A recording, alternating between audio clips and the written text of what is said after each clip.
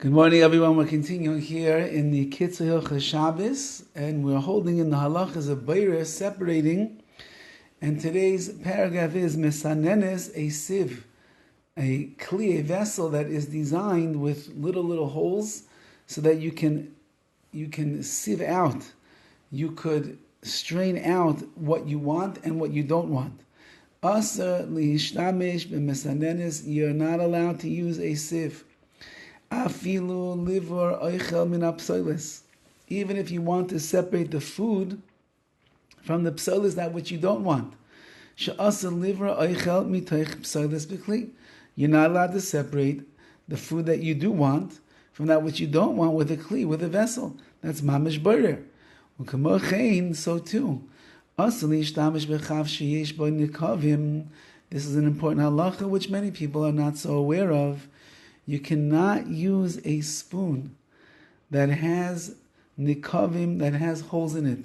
I think it's maybe called a serrated spoon. It's a serving spoon that many people have that has holes so that you can, when you lift up, for example, the salad, and there's a lot of dressing or liquid that's in the salad, you take the salad with you and you leave the liquid in the bowl.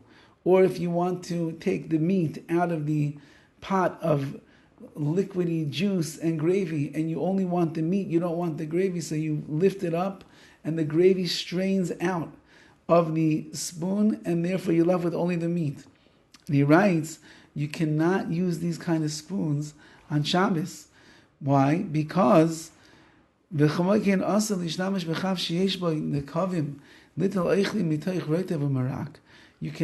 use this kind of spoon to remove the food from the gravy or the soupy liquid, because at the time that you are removing the food item from the gravy,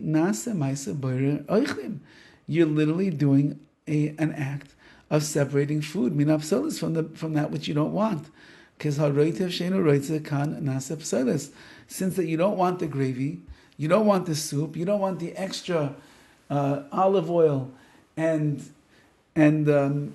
vinegar that's at the bottom of the bowl over here, that's seeped into the salad. You don't want it anymore. That becomes what's called psolos.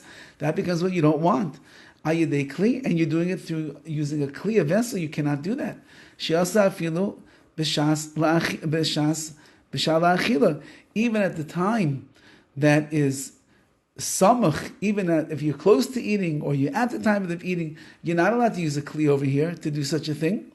And so